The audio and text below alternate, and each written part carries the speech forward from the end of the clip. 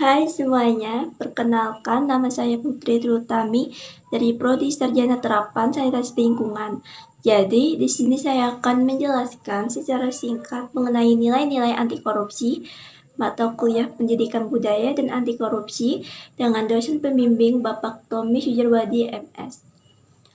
Korupsi terjadi ketika tidak ada nilai-nilai anti korupsi yang kuat ditanamkan dalam diri. Melalui pembiasaan dan pengembangan nilai-nilai anti korupsi, diharapkan memiliki kendali diri terhadap pengaruh buruk lingkungan.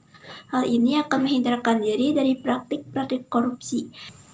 Nilai-nilai anti korupsi terdiri atas 9, yaitu kejujuran, kepedulian, kemandirian, kedisiplinan, tanggung jawab, kerja keras, sederhana, keberanian, dan keadilan.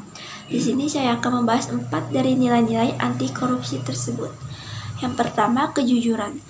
Jujur didefinisikan sebagai lurus hati, tidak berbohong, dan tidak curang.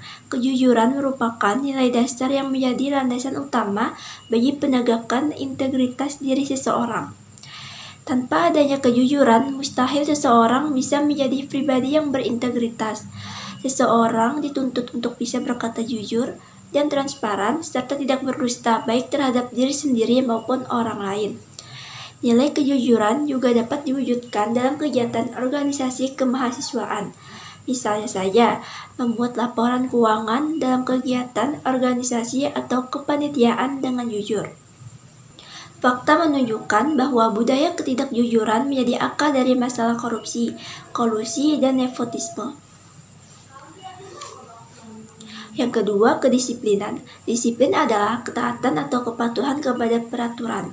Disiplin adalah ketekunan dan konsisten untuk terus mengembangkan potensi diri, membuat seseorang akan selalu mampu memberdayakan dirinya dalam menjalani tugasnya.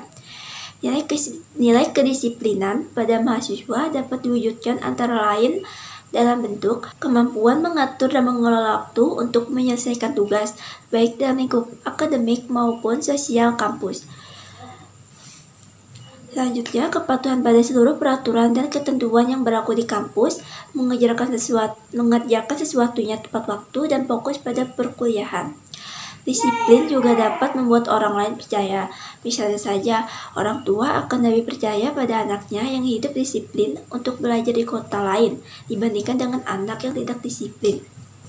Yang ketiga, keberanian. Seseorang memiliki karakter keberanian akan memiliki keberanian untuk menyatakan kebenaran, berani mengakui kesalahan, berani bertanggung jawab, dan berani menolak kebatilan. Keberanian akan semakin matang jika diiringi dengan keyakinan. Nilai keberanian dapat dikembangkan oleh mahasiswa dalam kehidupan di kampus dan di luar kampus. Antara lain dapat diwujudkan dalam bentuk bertanya kepada dosen jika tidak mengerti, berani mengemukakan pendapat secara bertanggung jawab ketika berdiskusi, melaporkan teman yang berbuat curang ketika ujian seperti mencontek, membuat ringkasan untuk mencontek, diskusi pada saat ujian, melaporkan diri sendiri atau teman jika mengalami intimidasi atau kekerasan dari teman ataupun orang lain. Keempat, ada tanggung jawab. Tanggung jawab adalah keadaan wajib menanggung segala sesuatunya, atau kalau terjadi apa-apa boleh dituntut, dipersalahkan, dan diperkarakan.